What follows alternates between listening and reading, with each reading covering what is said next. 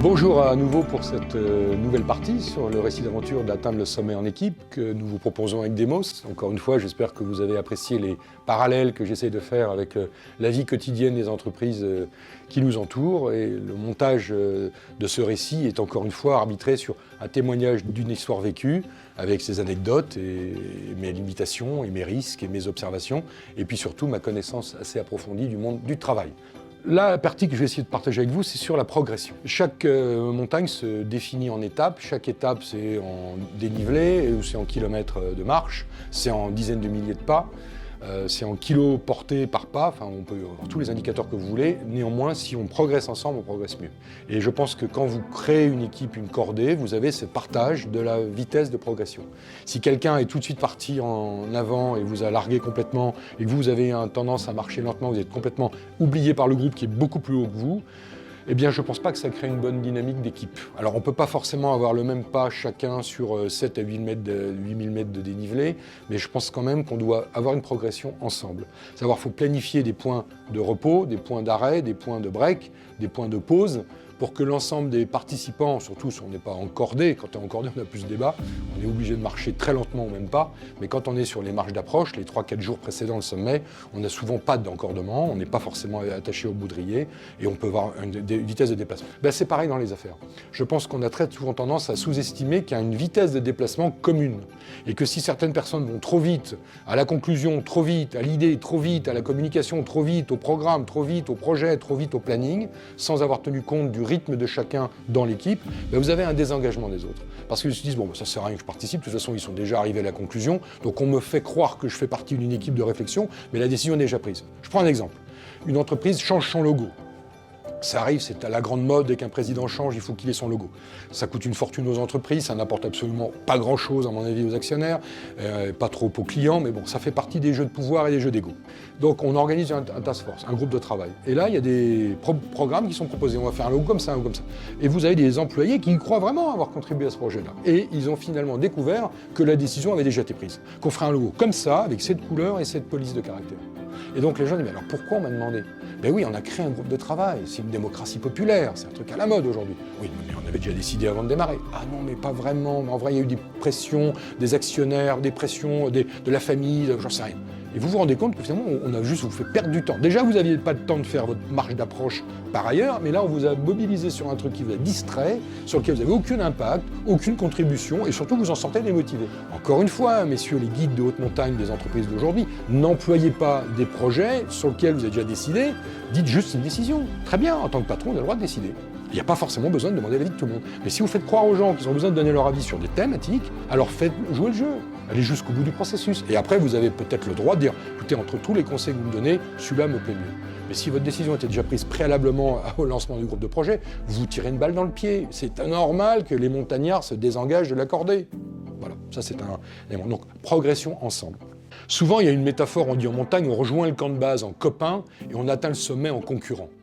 Ben, c'est un peu pareil dans les affaires. Très souvent, tant que les collaborateurs grandissent ensemble, tout le monde a une très bonne ambiance. Puis à partir du moment où ils commencent à être positionnés, des jeux de pouvoir commencent à être visibles, des ambitions sont visibles, l'ego se traduit dans le comportement. Certains pensent qu'ils vont jouer telle carte, d'autres telle carte. Et là, on rentre dans un espèce de jeu de compétition, de positionnement.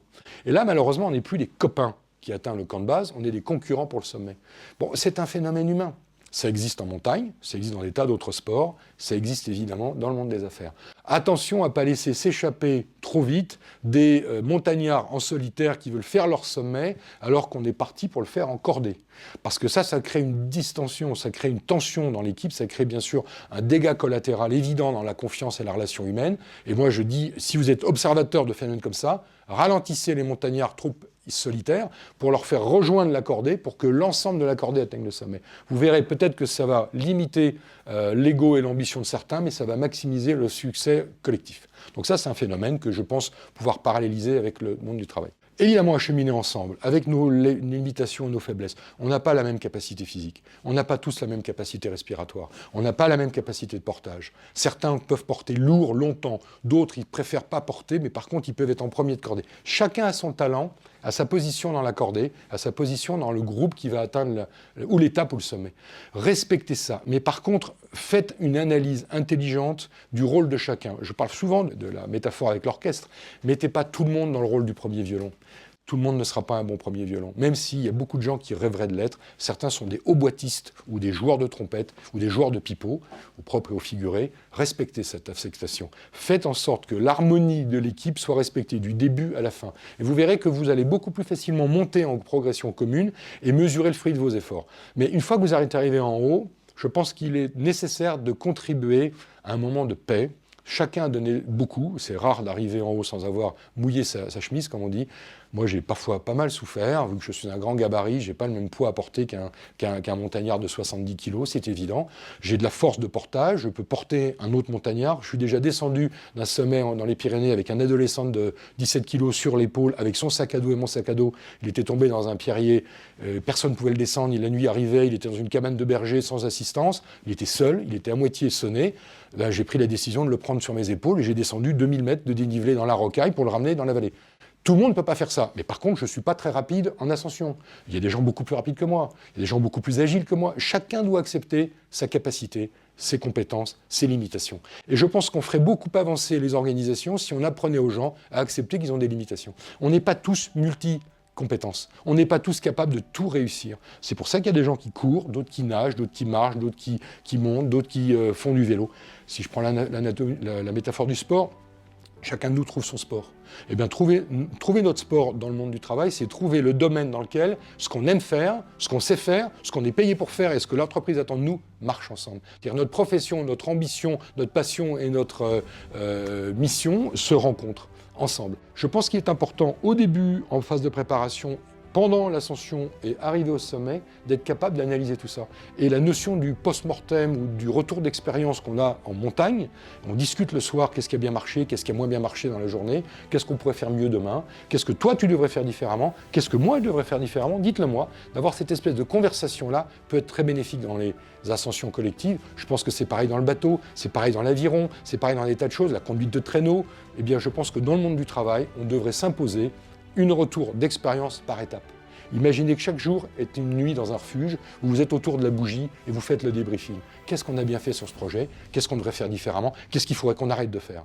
Le fameux stop, continue ou encore, vous savez, cette notion-là. C'est très simple, ça a moins le mérite de donner la parole à tout le monde et chacun peut contribuer.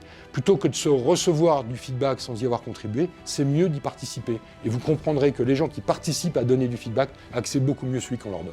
Faire confiance. Parfois, vous êtes derrière quelqu'un qui a pendu une corde, qui a placé un mousqueton, une broche à glace. Il a choisi ses pas, il fait des pas de 40 cm d'amplitude. Vous n'êtes pas très bien là-dedans. Pas fier que ça soit 55 parce que vous êtes plus grand. Mais vous n'allez pas sagouiner complètement la paroi en faisant les vôtres, donc vous essayez de rentrer dans ses pas. D'autres, ils n'auraient peut-être pas la même façon de poser un rappel, d'autres n'ont pas forcément la même façon de poser une broche, mais si vous ne devez pas faire confiance, alors il ne faut pas monter. Donc c'est pareil dans un projet. Si vous faites confiance aux gens qui ont d'autres responsabilités dans le programme, vous allez être plus simple. Si maintenant vous avez besoin de vérifier tout en étant contrôle fric, comme on dit, si vous avez l'impression de tout revérifier parce que vous n'avez pas confiance, la personne va s'en rendre compte très vite. Dire, tu sais quoi, si ça ne te plaît pas, tu sais quoi, fais-le. Et ce genre de réponse et de réaction ne crée pas une communauté d'intérêt, ne crée pas une intelligence collective, ne crée pas le pacte du loup dont on parle de temps en temps. Faites le confiance. Mon avis fait partie d'une des règles de succès d'une ascension collective. Alors après, bien sûr, il faut mesurer son progression. Certains mesurent, alors moi j'ai un altimètre méthode un peu ancestrale avec une membrane et une pression, d'autres ont des appareils digitales. Par expérience, les batteries, quand il fait -20, ça ne dure pas très longtemps, donc le moment où vous avez besoin de votre altimètre digital, il n'y a plus de batterie. Bon, alors qu'un instrument tout simple, qui marchait déjà il y a 30 ans, fonctionnera, vous donnera à 50 mètres près l'altitude probablement exacte. Donc moi je suis un partisan de retour aux fondamentaux, de retour aux choses simples. L'engineering éternel surtout me fait parfois peur. C'est vrai qu'on peut gagner 30 grammes sur un piolet avec des nouveaux matériaux composites, c'est vrai qu'on peut gagner 40 grammes sur des chaussures de montagne avec des matériaux composites, c'est vrai. Mais si vous êtes bien dans des chaussures, si ces chaussures sont bien à votre pied, que le cuir a bien travaillé, que vous l'avez bien graissé, c'est une image, gardez votre paire de pompes, gardez vos Vibram, vous êtes bien dedans, vous montez, vous descendrez, vous referez encore plein de sommets avec. Oui, vous pouvez être tenté de tester quelque chose de nouveau, oui, il y a des nouvelles technologies qui arrivent tout le temps, les magasins sont remplis de nouvelles technologies, mais les ampoules dans des chaussures neuves, c'est insupportable quand vous avez 10 jours de montagne. Si vous êtes bien dans des chaussures, si vous êtes bien avec une équipe, gardez-la. Passez pas votre temps à rien générer tout ça. Suivez pas toujours les modes. Je pense que de temps en temps, on a tendance à les suivre parce que c'est fashion. Et moi, je pense que cette notion-là est dangereuse. Parfois, il ne faut pas non plus être réactif au changement, pas du tout. Vous verriez mon sac à dos, il est rempli de matériel moderne. Mais néanmoins, si je suis à l'aise avec une technologie, si cette technologie marche pour moi, pourquoi voudriez-vous que j'aille prendre le risque d'en changer? Je vais concentrer mon effort sur autre chose. Peut-être perdre du poids. Ça peut me donner de meilleures performances. Mais si je suis bien dans mes chaussures avec mon poids, écoutez, je ne vois pas pourquoi je changerais. Parallèle avec le business, contrôlez ce qui est important. Contrôlez pas tout. Bien sûr, on peut avoir une étendue infinie des indicateurs de performance. On peut avoir des tableaux de bord remplis. Comme aujourd'hui, on peut mesurer tout. Il y a les corrélations des paramètres sont infinies. Mais on peut passer des heures à se contrôler et pas progresser. Donc moi, je pense que je préfère progresser et contrôler ce qui est nécessaire plutôt que de me noyer dans la contrôle. Voilà. Bon, c'est ma philosophie.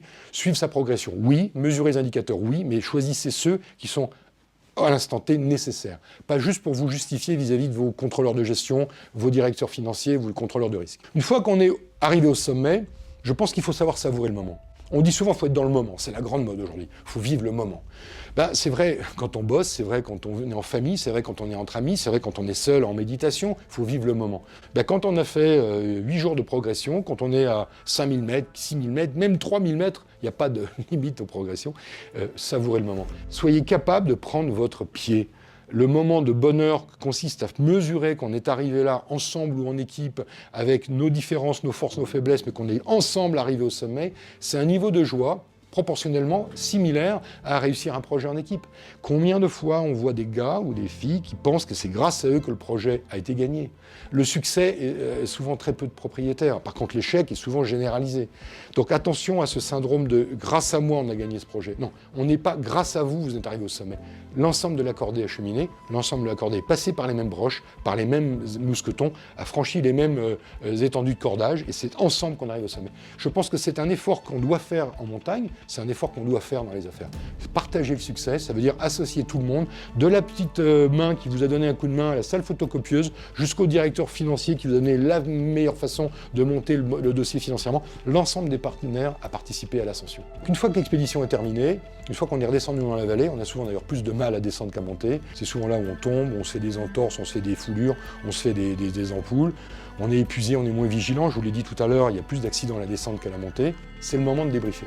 Et là, ce post-mortem, qu'est-ce qu'on a bien fait sur la totalité de l'expédition, pas simplement par étapes, c'est nécessaire. C'est pareil sur un programme. Une fois qu'un programme est lancé, on passe en bêta-test, on passe en lancement officiel, eh bien, le débriefing est nécessaire. C'est quand une affaire est gagnée ou une affaire est perdue, le débriefing est nécessaire. Très souvent, on n'a pas le temps. On enchaîne sur la prochaine et on reproduira les mêmes erreurs parce qu'il n'y a pas de raison qu'on change, puisque c'est la nature humaine. On garde notre façon de faire. Jusqu'au moment où quelqu'un nous prouve, par la logique, qu'on s'est trompé.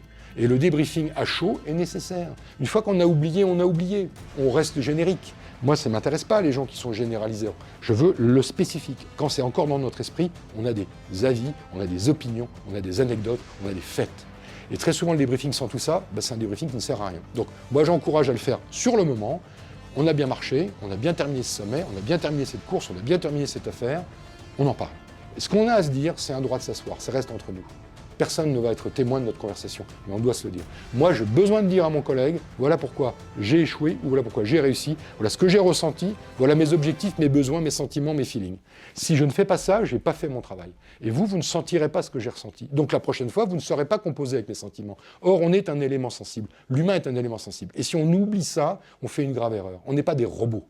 Ou alors remplacez-nous par de l'intelligence artificielle. Vous verrez, ça marche beaucoup mieux. Mais si vous avez besoin de notre tension, notre émotion, notre intuition, notre créativité, respectez qu'on a des sentiments, des émotions, des feelings. Et les managers qui sous-estiment ça sont de mauvais managers, je pense. Les guides qui sous-estiment ça sont de mauvais guides, j'en suis sûr.